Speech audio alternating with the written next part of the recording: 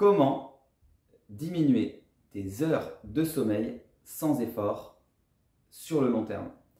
Eh bien, déjà, forcément, la réponse est dans la question, c'est sur le long terme.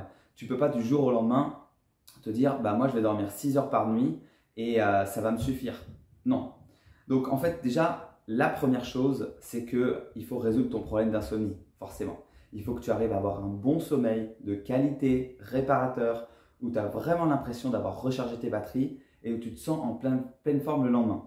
Si tu n'arrives pas à t'endormir et que tu enchaînes les nuits blanches, ça ne peut pas fonctionner. Donc déjà, il faut que tu t'occupes de ça. Après, une fois que c'est fait, en fait, il faut que, une fois que tu aies trouvé ton rythme, tes heures un peu de sommeil, donc l'heure à laquelle ton corps a envie de dormir et le nombre d'heures qui te conviennent, il faut que tu maintiennes ce rythme un temps suffisamment long pour que ton corps et ton inconscient puissent intégrer que ça y est, tu n'es plus en crise, tu n'es plus en manque de sommeil, mais que c'est bon, tu as ton besoin de sommeil qui est satisfait. Et le mot est important, ton besoin de sommeil est satisfait, c'est très important. Si ce besoin-là, il est en crise dans ta tête, dans ton inconscient, même si tu dors 10 heures, 12 heures par nuit, eh ben, ça ne te suffira jamais, tu en auras toujours envie de plus. Parce que le sommeil, c'est un peu comme une drogue en fait. C'est comme si tu disais que tu allais prendre un verre, puis un deuxième, puis un troisième, et que tu te sentais bien, et que tu n'avais pas besoin d'aller plus. Mais si au lieu de penser ça, tu te dis « mais non, mais j'en ai jamais assez, je veux encore un autre, puis encore un autre, puis encore un autre », bah, tu finis la bouteille. Et tu n'en as encore pas assez, donc tu en prends une deuxième. Bah, tu vois, le principe avec les heures de sommeil, c'est pareil. Tu vois, ah, j'ai besoin de 10 heures, puis j'ai besoin de 11 heures, puis oh, mais je suis encore fatigué, je vais faire une sieste. Ça ne s'arrête jamais. Donc, juste, essaie de te fixer au moins voilà, une certaine quantité de sommeil, entre 7 et 10 heures par nuit, qui te correspond. Après, il faut que tu saches une information, c'est que plus tu dors, plus tu es fatigué, plus tu as envie de dormir. Et je sais, c'est contre-intuitif, mais c'est vrai. Ça veut dire que quand tu dors 10 heures, tu vas avoir moins d'énergie que quand tu en dors 8. Mais ça, pour l'instant, c'est normal que tu ne l'aies pas intégré parce que tu es dans la dynamique où tu as envie de dormir plus parce que ton besoin de sommeil est en crise. Donc, c'est important de vraiment le résoudre. Une fois que c'est fait et que tu as réussi à maintenir un rythme pendant plusieurs semaines, plusieurs mois, peut-être même plusieurs années, mais en général, plusieurs semaines, ça suffit. Si tu as besoin de plus, fais-toi plaisir. Ou tu arrives à avoir une nouvelle habitude de sommeil qui te convienne, où tu dors peut-être 10 heures par nuit, mais au moins, bah, tu te sens bien et surtout, tu te sens apaisé psychologiquement. Après, qu'est-ce qui se passe? Il se passe que là, justement, c'est plus juste au niveau du corps et du besoin d'un certain temps de sommeil, mais c'est au niveau de ton esprit, de ton inconscient, de tes croyances. C'est-à-dire que si tu gardes la croyance que tu as besoin de beaucoup de sommeil, tu auras besoin de beaucoup de sommeil toute ta vie. Donc c'est là qu'il y a un switch à faire parce qu'en fait, il faut que tu commences à te dire que tu n'as pas besoin de beaucoup de sommeil. Et ça, tu ne peux pas juste te le dire et c'est cool, non, sinon ce serait un peu trop facile. Je te dirais de répéter une phrase, tu la répéterais, puis ce serait bon.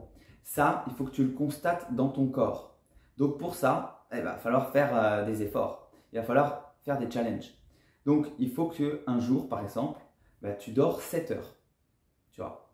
Et tu vois ce qui se passe. C'est-à-dire qu'au bout de 7 heures, même si tu es fatigué, parce qu'en général, le réveil est difficile, mais une fois que le réveil est passé, après, tu te rends compte que finalement, tu es en pleine forme et que tu fonctionnes super bien.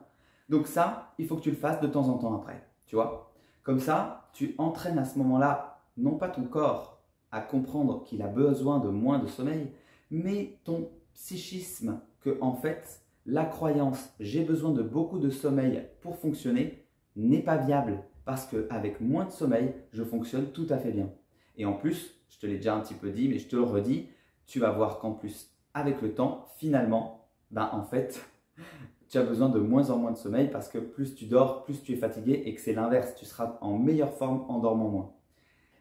Ainsi, déjà, tu arrives à reprogrammer un peu ton cerveau qui commence à se dire « Ah bah oui, c'est vrai, je ne me sens pas fatigué. J'avais peur d'être fatigué. » Mais il y a une différence entre avoir peur d'être fatigué, croire qu'on va être fatigué, penser qu'on est fatigué et réellement l'être. Parce que quand on est capable de faire sa journée physiquement, sans avoir des vertiges ou ce genre de choses, bah, c'est que concrètement, le corps, lui, il va bien. Donc le problème ne se situe pas au niveau du corps, mais bien au niveau du mental. Donc ça, bah, c'est la deuxième étape. Tu te rends compte qu'en fait, le problème vient de tes croyances et tu essaies de reprogrammer tes croyances. Une fois que c'est fait, et ben après, il faut que tu diminues progressivement. Et j'insiste sur le progressivement. Si tu avais besoin, moi c'était mon cas, j'avais besoin de 9 ou 10 heures de sommeil par nuit et j'avais envie de passer à 7 heures. Le problème, c'est que c'est trop violent d'un coup de perdre 2 ou 3 heures de sommeil. Du coup, ton corps qui n'est pas habitué va pas aimer. Et comme il ne va pas aimer, il va te renvoyer de nouveau les mêmes messages d'alerte en mode attention, attention, besoin de sommeil en souffrance, je vais être fatigué, crise, donc on arrête tout. Et du coup, tu vas repasser tout de suite à 10 heures. C'est comme quand tu commences à faire du sport. Est-ce que tu vas faire 10 heures de sport dans la journée? Bah non, tu vois, tu vas faire 1 heure de sport. En général, tu vas être fatigué, tu vas peut-être avoir des courbatures. Et du coup, bah, le lendemain, tu vas refaire 1 heure, mais peut-être un petit peu moins intense. Parce que sinon, en fait, tu n'arriveras jamais à garder le rythme. Et bien là, c'est le même principe. Donc, tu passes de 9 heures, par exemple, à 8 heures. Et puis, là aussi, il n'y a pas de pression à te mettre, en fait. Parce que toute la pression que tu te mets ne fait que renforcer, encore une fois, le besoin de sommeil en crise. Parce que si tu as des problèmes pour dormir, c'est que tu as un besoin de sommeil et d'apaisement général qui a été très longtemps sous-entendu, mésestimé et en crise chez toi. Donc, il ne faut surtout pas le brusquer. Sinon, il va reprendre du service et il va tout te bloquer. Donc, tu passes de 9 heures à 8 heures, un jour. Puis finalement, ça va. Donc, le deuxième aussi. Le troisième, tu arrives à faire une semaine comme ça et tu te sens bien. Et puis là, bah, tu te rends compte que tu es fatigué. Et hop, un jour, tu redors 9 heures ou 10 heures le week-end. Mais c'est pas grave, c'est pas grave. C'est pas les chutes qui comptent. C'est comme si tu visualisais en fait une montée vers tu es là, ton objectif il est là. Et bien toi tu veux faire ça. Mais que tu fasses ça ou que tu fasses ça, ben c'est pareil. Tu vois, des fois tu baisses, mais tu étais quand même beaucoup plus haut que ce que tu pensais avant. Donc tu baisses, tu remontes, tu baisses, tu remontes, tu vois. Et ça, c'est la progression que tu dois avoir en tête. Donc parfois, tu as des petits coups de mou, et c'est normal. Donc tu baisses, puis tu rebaisses peut-être pendant une semaine, et puis tu t'y remets. Ce qui est important, c'est de tenir sur le long terme. Et puis au final, un jour, tu te diras, bah, finalement, 8 heures, ça me convient. Et là aussi, ce qui est important, c'est de renforcer ton mental, de reprogrammer ton cerveau pour qu'il se dise bien, ah mais oui, oui, oui, vraiment, avec 8 heures de sommeil, bah, ça se passe bien. Puis après, tu fais la même chose avec 7 heures, puis avec 6 heures. Et personnellement, je ne suis pas allé au-delà, donc je ne peux pas te dire. Mais disons que j'arrive à fonctionner avec 5 heures, mais c'est quand même problématique. Disons que je ne préfère pas. Je me sens quand même en meilleure forme avec 6 ou 7 heures. Et si on m'avait dit ça un jour, alors que j'ai eu des insomnies, je l'aurais mais jamais cru. Donc, je comprends que tu ne me crois pas. Je ne te demande pas de me croire. Je te demande de tester. Essaye. Et franchement, tu verras, c'est juste incroyable. Parce qu'en fait, ton corps n'a pas besoin d'autant de sommeil que ce que tu penses. Et non seulement ce qui est cool, c'est qu'en dormant moins, bah, du coup, tu as plus de temps pour faire plein de choses.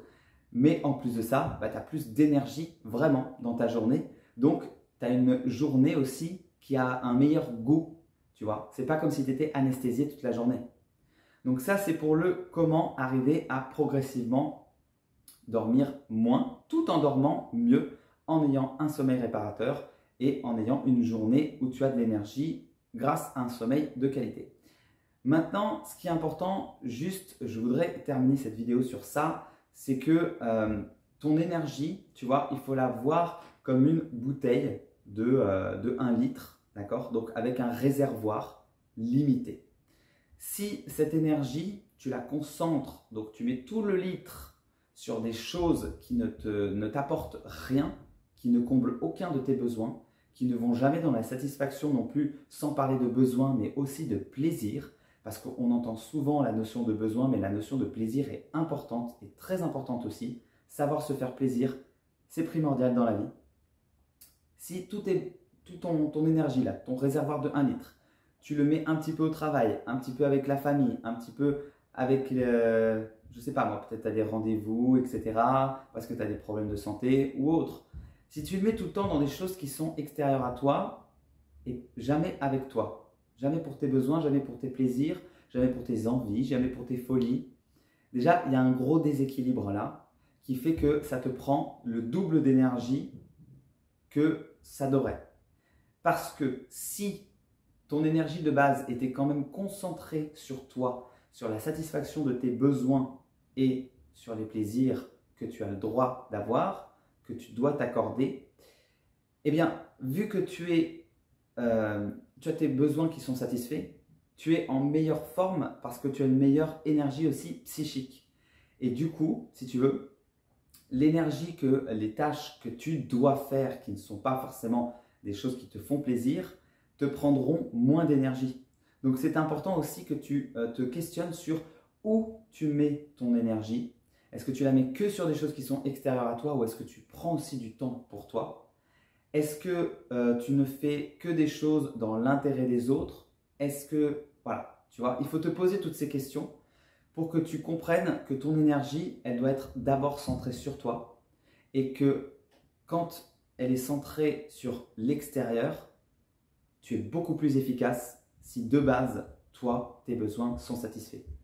Et en jugeant comme ça, tu vas voir que finalement, ton litre d'énergie, eh ben, du coup, tu vois, il va pouvoir te faire des choses que tu n'imaginais pas possible de faire dans une journée parce que justement, tu n'es pas dans l'épuisement énergétique. Tu es toujours dans le « je me recharge », tu vois.